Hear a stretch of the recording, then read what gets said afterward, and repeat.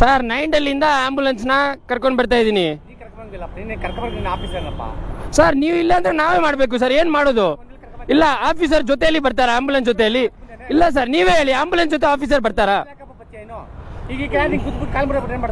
ಏನ್ ಮಾಡೋದು ಸರ್? ಅದು ಪೊಲೀಸ್ ಏನೋ ಮಾಡಬೇಕು ಸರ್. ನಾವು ಅದೇ ಹೇಳ್ತಾ ಇದೀವಿ, ಬೆಂಗಳೂರು ಪೊಲೀಸ್ ಏನೋ ಮಾಡಬೇಕು.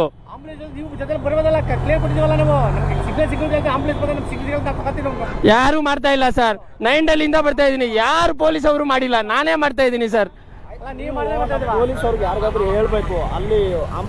ಹೆಂಗೆ ಹೇಳೋದು ಸರ್ ನಾವು? ಹೆಂಗೆ ಹೇಳೋಣ? ನನ್ನ ಹತ್ರ ಎಲ್ಲಿದೆ ವಾಕಿ ಟಾಕಿ? ನೀವೇ ಹೇಳಿ. ನಾನು ಹೇಳಕ್ಕೆ ಬಂದಿದೆ. ಕರೆಕ್ಟ್ ಸರ್, ನನ್ಗೂ ಗಾಯನೇ ಏನೋ ಇದ್ರೆ, ಬಟ್ ನಾವು ಪಾಪ ಆಂಬುಲೆನ್ಸ್ ಬೇಗ ಹೋಗ್ಲಿ, ಪಾಪ ಅವ್ರಿಗೂ ಎಮರ್ಜೆನ್ಸಿ ಇದೆ.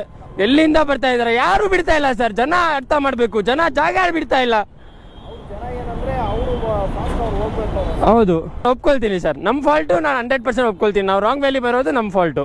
ಆಂಬುಲೆನ್ಸ್ ಹೋದ್ರೆ ಸಾಕು ಸರ್, ನಮಗೆ ಬೇರೆ ಏನು ಬೇಡ ಸರ್. ನಾನು ಫುಲ್ ಡೇ ಟ್ರಾಫಿಕಲ್ಲೇ ಓಡಾಡ್ತಾ ಇರ್ತೀನಿ, ನನಗೇನು ಅರ್ಜೆಂಟ್ ಇಲ್ಲ.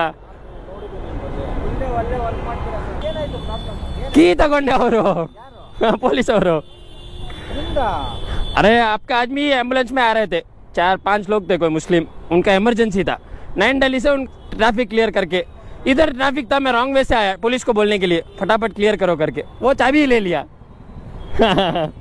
ನಾವು ಕರೆಕ್ಟಾಗಿ ಫಾಲೋ ಮಾಡ್ತೀವಿ ಸರ್, ಈ ಥರ ಸಿಚುವೇಶನಲ್ಲೇ ಅಷ್ಟೇ. ನಮಸ್ಕಾರ ಸರ್. ಸರ್ ಕಾರ್ ರೆಡಿ ಆಗ್ತಾ ಇದೆ. Thank you sir. ಆಯ್ತು ಸರ್, ಆಯ್ತು sir, thank you sir. Car delivery. ಅಯ್ಯೋ, ನಮ್ಮ ಬೆಂಗಳೂರು ಪೊಲೀಸ್ ಗುರು. ಈಗ ನೋಡಿ, ನಾನು ಅರ್ಜೆಂಟಲ್ಲಿ ಪಾಪ ಒಂದು ರಾಮ್ ರಾಮೇಶ